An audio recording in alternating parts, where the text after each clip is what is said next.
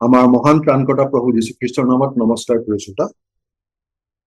আজিৰ শাস্ত্ৰপাঠ লোকে লিখা শুভবাৰ্তা 18 নম্বৰ অধ্যায়ৰ 9 পৰা 14 নম্বৰ।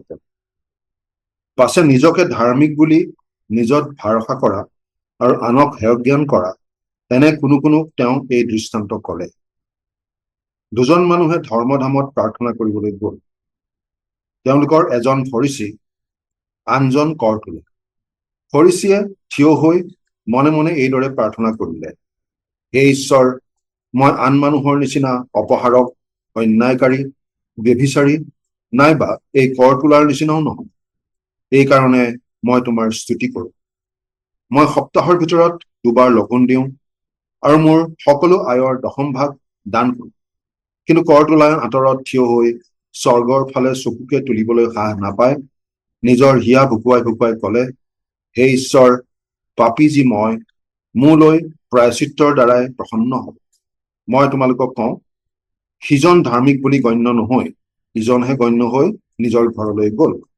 কিয়নো যিকোনোৱে নিজকে নিজে বৰ বুলি মানে তেওঁ সৰু কৰা হ'ব, আৰু যিকোনোৱে নিজকে নিজে সৰু বুলি মানে তেওঁ বৰ কৰা।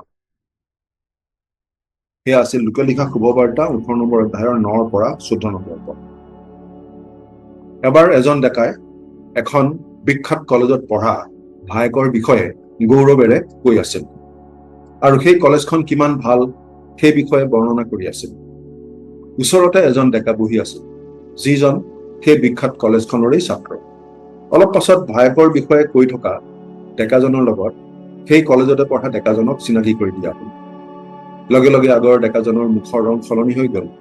তেওঁ হয়তো ভাবিলে, কলেজখনৰ বিষয়ে তেওঁ অলপ বেছিকৈয়ে ক'লে নেকি, বা কিবা ভুলকৈ ক'লে নেকি। সেই কলেজতে পঢ়া ডেকা এজন তাত বহি থকা বুলি জানিলে তেওঁৰ কথা কোৱাৰ সুৰটো বা ধৰণটো নিশ্চয় অলপ বেলেগ হ'লহেঁতেন। যেতিয়া আমি নিজকে আনৰ লগত তুলনা কৰোঁ, তেতিয়া হয়তো নিজক আনতকৈ ভাল যেন লাগিব পাৰে। নিজকে ধাৰ্মিক বুলি ভবা লোকে আনক উচ্চ জ্ঞান কৰে, হেয়জ্ঞান কৰে। কিন্তু যেতিয়া আমি নিজকে ঈশ্বৰৰ লগত তুলনা কৰোঁ, তেতিয়া আমি কোনেও ঈশ্বৰৰ আগত মূৰ তুলিবলৈকে যোগ্য নহয় বুলি বুজি পাওঁ।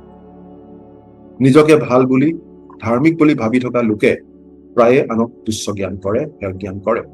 কিন্তু ঈশ্বৰৰ শুদ্ধ সিদ্ধ মানদণ্ডৰ লগত তুলনা কৰিলে কোনেও নিজকে ধাৰ্মিক বা ভাল বুলি অনুভৱ কৰিব নোৱাৰে। আমি যদি অনবৰতেই নিজকে আনৰ লগত তুলনা কৰি থাকো আৰু ঈশ্বৰৰ ফাললৈ নাচাওঁ, তেতিয়া আমাৰ নিজকে ভাল মানুহ যেন লাগি থাকিব পাৰে। এনেদৰে চলি থাকিলে আমাৰ মনত আনৰ প্ৰতি এক সমালোচনাত্মক, এক বিচাৰাত্মক মনোভাৱৰ জন্ম হয়, যাৰ ফলত আনক হেয়জ্ঞান কৰি নিজকে উচ্চ স্থানত আমি বহুৱাবলৈ ধৰোঁ। বাইবেলে আমাক স্পষ্টভাৱে জনায় যে আমাৰ ধাৰ্মিকতা চোৱা হোৱা লেতেৰা ফটা কাপোৰৰ নিচিনা। বাইবেলে ঘোষণা কৰে যে ধাৰ্মিক এজনো নাই, কোনো নাই, কিয়নো সকলোৱে পাপ কৰিলে আৰু ঈশ্বৰৰ মহিমাৰ পৰা বঞ্চিত হৈছে। মানুহে যিমান চেষ্টা কৰিলেও নিজৰ ধাৰ্মিকতাৰে কেতিয়াও ঈশ্বৰৰ দৃষ্টিত ধাৰ্মিক হ'ব নোৱাৰে, কাৰণ মানুহ স্বভাৱতে পাপী। আমি হয়তো ইজনে সিজনৰ তুলনাত ভাল হ'ব পাৰোঁ, কিন্তু ঈশ্বৰৰ মানদণ্ডৰ আগত আমি সকলো বিফল, সকলো ফেল।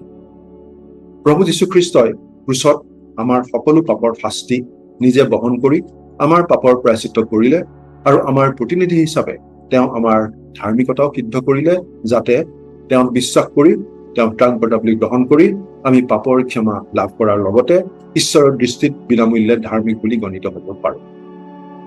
যীশুখ্ৰীষ্টত এই ধাৰ্মিকতা সকলো লোকলৈকে এটা বিনামূলীয়া উপহাৰ হিচাপে আগবঢ়োৱা হৈছে। এই কথা বিশ্বাস কৰি তেওঁৰ ধাৰ্মিকতাৰ উপহাৰ সম্পূৰ্ণৰূপে গ্ৰহণ কৰিলে আমি ঈশ্বৰৰ দৃষ্টিত সম্পূৰ্ণ ধাৰ্মিক হওঁ। এয়া আমাৰ ধাৰ্মিকতা নহয়, খ্ৰীষ্টৰ ধাৰ্মিকতা, যিটো আমি বিশ্বাসেৰে গ্ৰহণ মাত্ৰ কৰোঁ। এই ধাৰ্মিকতাৰ উপহাৰ গ্ৰহণ কৰিবলৈ হ'লে আমি ঈশ্বৰৰ ওচৰলৈ আহিব লাগিব, নিজকে পাপী বুলি মানি লৈ, নিজকে অসহায় বুলি মানি লৈ, ঈশ্বৰৰ আগত মূৰ তুলিবৰ যোগ্য নহয় বুলি স্বীকাৰ কৰি সেই কৰ তোলাজন সহায়ৰ নিচিনা।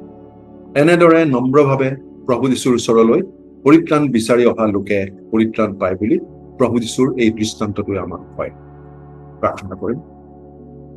স্বৰ্গত থকা মৰমীয়াল পিতৃ ঈশ্বৰ, আমি কোনো যোগ্য নহয়, কিন্তু তুমি আমাক অনুগ্ৰহ কৰি তোমাৰ একেজাত পুত্ৰ যীশুখ্ৰীষ্টৰ যোগেৰে আমালৈ যি পৰিত্ৰাণ আগবঢ়াইছা, সেই পৰিত্ৰাণ আমি বিশ্বাসেৰে গ্ৰহণ কৰি পৰিত্ৰাণ পালো, আৰু তুমি আমাক খ্ৰীষ্টত ধাৰ্মিক বুলি গণিত কৰিলা। তাৰ বাবে তোমাক অশেষ ধন্যবাদ। আমি যে মাত্ৰ এজন ক্ষমা পোৱা পাপী, সেই কথা মনত ৰাখি আনক যেন হেয় জ্ঞান কৰাৰ পৰা বিৰত থাকিম, আমাক এনে সহায় কৰা। আজিৰ দিনটো তোমাৰ হাততে গতাইছো। ত্ৰাণকৰ্তা প্ৰভু যীশুৰ নামত আমেন।